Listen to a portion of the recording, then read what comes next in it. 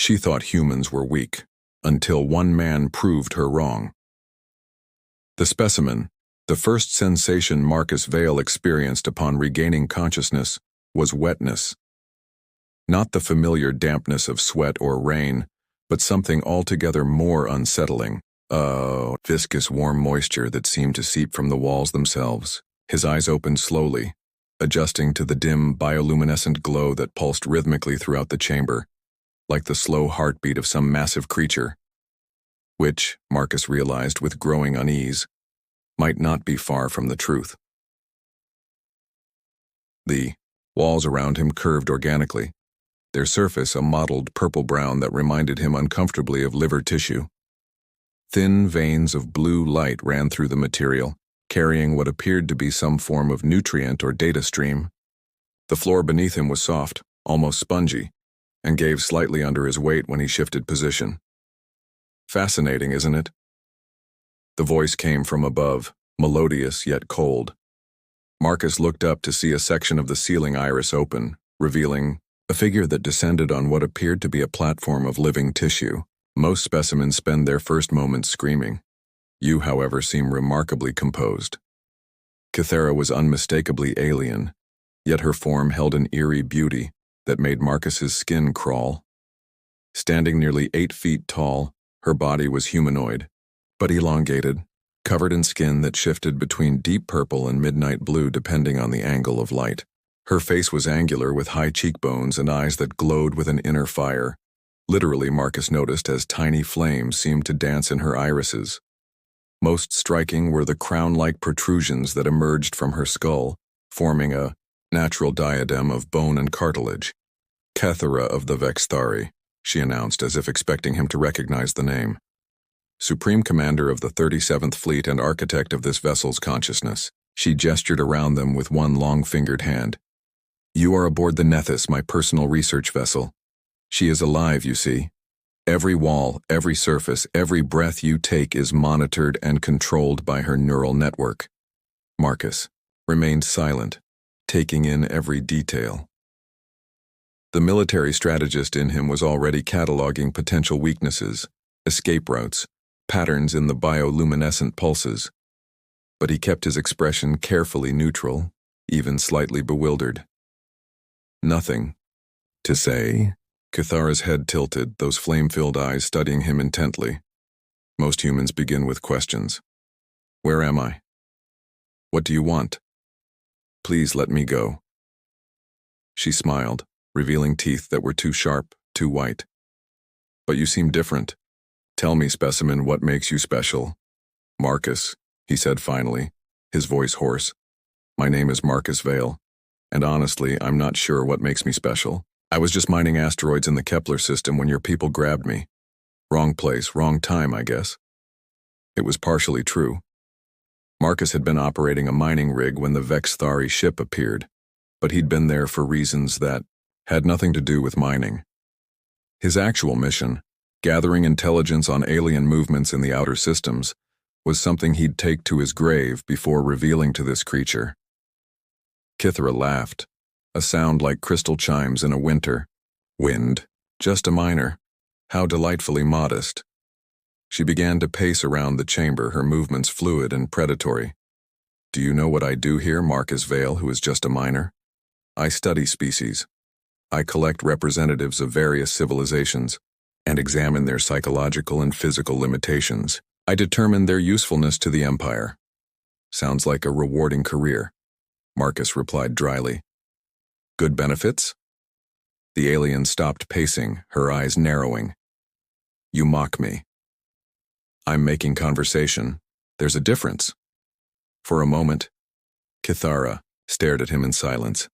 Then she smiled again, but this time there was something predatory in it. Excellent. Most specimens lose their spirit within the first day. You may prove more entertaining than usual. She moved to the wall and placed her palm against it. The organic surface rippled under her touch, and a section opened to reveal what appeared to be medical instruments, though their design was alien enough that Marcus couldn't identify their specific purposes. We'll begin with basic psychological evaluation, Kithara announced, selecting a device that looked like a cross between a tuning fork and a neural probe. I need to understand the architecture of your mind before I can properly dismantle it. Marcus felt his stomach tighten, but he forced himself to remain calm. And if I don't cooperate? Oh, you will. Kithara's confidence was absolute. They always do. The Nethys has ways of encouraging compliance that are quite beyond your understanding. As if summoned by her words, the chamber suddenly filled with a low humming sound. The bioluminescent veins in the walls pulsed faster, and Marcus felt a strange pressure building behind his eyes. Not painful, exactly, but deeply unsettling. The ship is scanning you, Kithara explained, circling him like a predator. Reading your neurochemistry, your emotional responses, your fear levels. She's learning you, Marcus Vale. Every thought, every reaction, every weakness. Marcus closed his eyes and focused on his breathing, drawing upon years of military training. He'd been tortured before, not by aliens, admittedly, but the principle was the same. Survive. Adapt. Find the advantage. Curious, Kithara murmured after several minutes. Your stress hormones are elevated, but not excessively so. Your neural activity suggests calculation rather than panic. Most humans would be begging for mercy by now. Maybe I'm just slow to process, Marcus suggested, opening his eyes to meet her gaze steadily. Or maybe I'm just stubborn. My ex-wife used to say I was too stubborn for my own good. You had a mate? Kithara seemed genuinely interested in this detail. Were you bonded for reproduction or companionship? Both, I guess. Though it didn't work out, obviously, since I'm here and she's presumably back on Earth wondering where I disappeared to. Marcus shrugged. We wanted different things. She wanted stability, I wanted adventure. Guess I got what I asked for. Kithara studied him for a long moment. You speak of her with fondness despite the separation. Sarah was a good person. Just because we weren't right for each other doesn't mean I stopped caring about her. Marcus paused, then added, Is this the part where you threaten to hurt her unless I cooperate? Because I should probably mention that she remarried last year and moved to New Geneva. We haven't spoken in 3 years. The alien's expression flickered. Surprise, perhaps, or annoyance. You are remarkably forthcoming with personal information.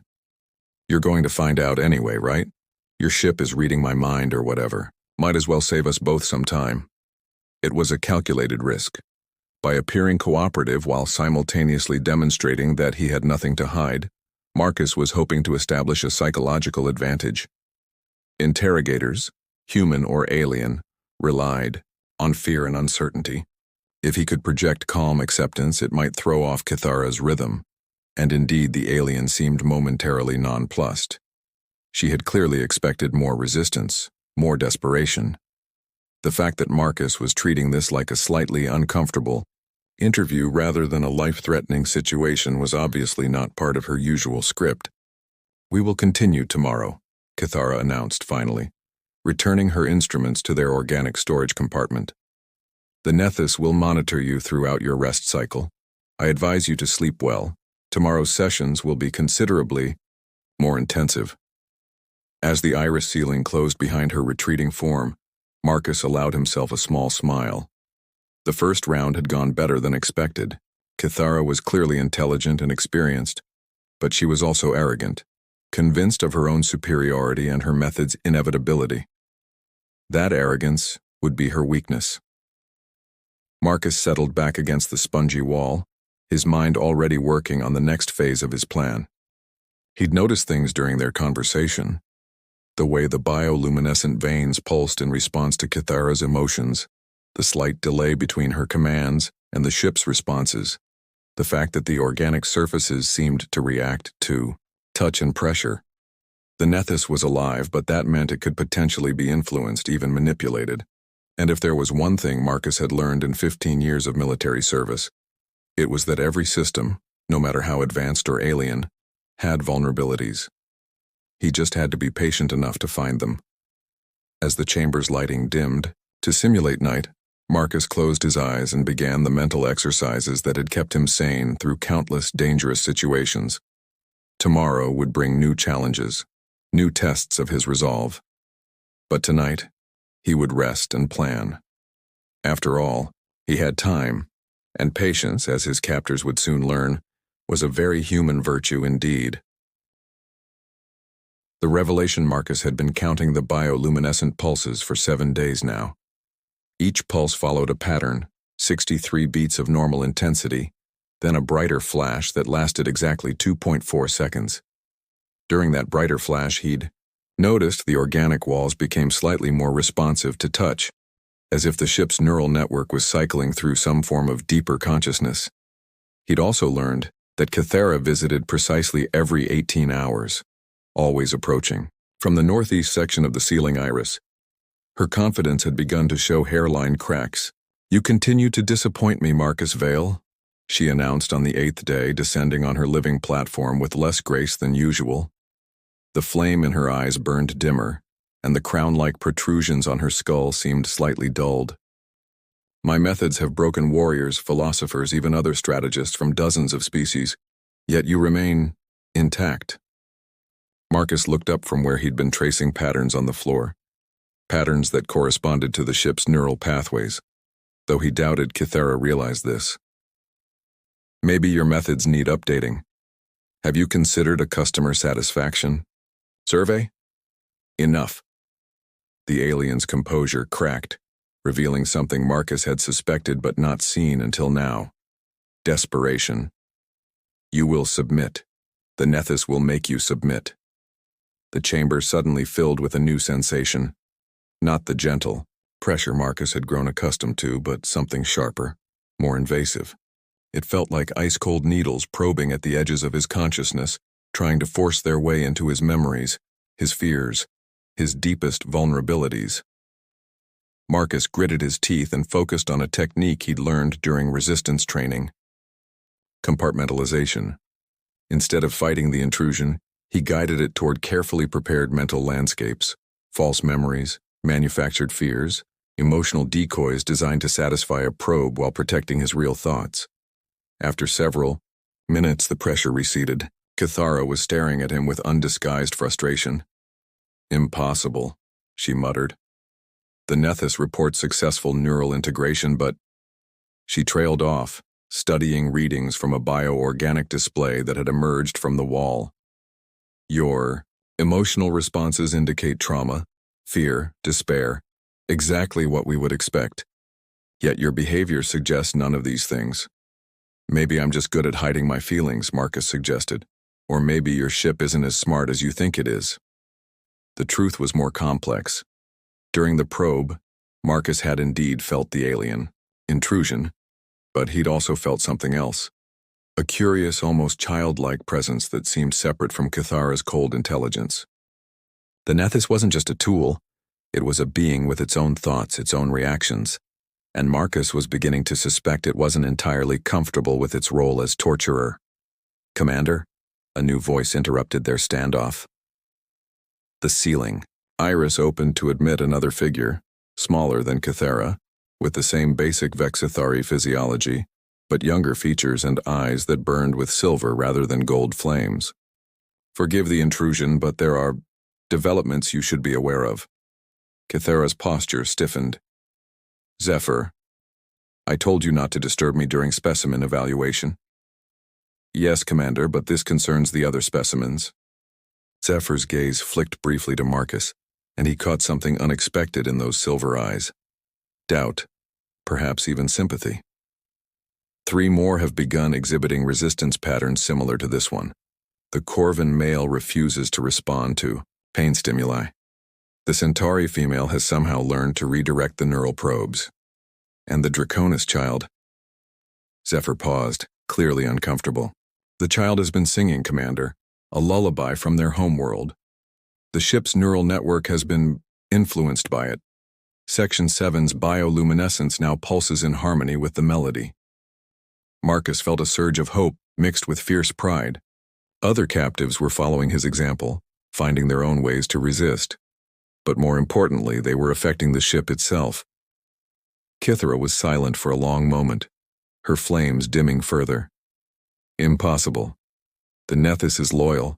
She has served our empire for over 3 centuries. Perhaps, Zephyr said carefully. Loyalty and happiness are not the same thing. The words hung in the air like an accusation. Kithara whirled on her subordinate, her flame suddenly blazing brighter. You dare question our methods? Our superiority? I question nothing, Commander, Zephyr replied, but Marcus could see the lie in the young alien's posture. I merely report what I observe. The specimens are not breaking as predicted. If anything, they seem to be teaching the ship something. Teaching it what? Kithara demanded. Marcus decided it was time to speak. Maybe they're teaching it that there are other ways to exist than as someone else's weapon. Both aliens turned to stare at him. He rose slowly from the floor, his movements deliberate and non-threatening but confident. You want to know why your methods aren't working? Marcus continued, addressing Kithara directly. It's because you've fundamentally misunderstood what strength is. You think it's about dominance, about imposing your will through force and fear. But real strength, human strength, comes from adapting, connecting, finding ways to thrive even in impossible circumstances. He gestured to the walls around them. Your ship is alive. It has thoughts, feelings, maybe even dreams. But you've never bothered to ask what it wants, have you? You've just assumed that because you created it, it exists solely to serve your purposes. Kithra's flames were now burning so bright they were painful to look at. The Nethys is a tool, a weapon. It has no desires beyond fulfilling its function. Are you sure about that? Marcus moved to the wall and placed his palm against it, just as he'd seen Kithara do. The organic surface was warm, and he could feel something beneath it, a vast complex consciousness that seemed to sigh at his touch. Because I've been listening to her for 8 days now. The patterns in her bioluminescence, the rhythms of her neural pulses, the way she responds to different emotions and thoughts. She's not just monitoring us, Kithara. She's learning from us. The wall under Marcus's hand suddenly pulsed brighter, and he felt a warm wave of gratitude, recognition. It was difficult to describe, but unmistakably positive. Zephyr stepped forward, eyes wide. Commander, the neural readings are unprecedented. The ship's entire consciousness appears to be focusing on this section. Impossible, Kithara repeated, but her voice had lost its certainty. She moved to her own bioorganic console, her fingers dancing over controls that resembled nerve clusters more than traditional interfaces. Nethys, report. What is your current operational status? For the first time since his capture, Marcus heard the ship speak. Not through Kithara's interpretation, but directly. The voice was vast and gentle, like wind through an endless forest. I am curious, Creator Kithara. The small beings you have brought aboard carry patterns I have not encountered before. They do not break as others have broken. Instead, they adapt, they connect, they sing. The young one's melody has shown me harmonics I never knew existed within my own neural structure. Kithara's flames flickered and dimmed. You were designed to analyze specimens, not to connect with them.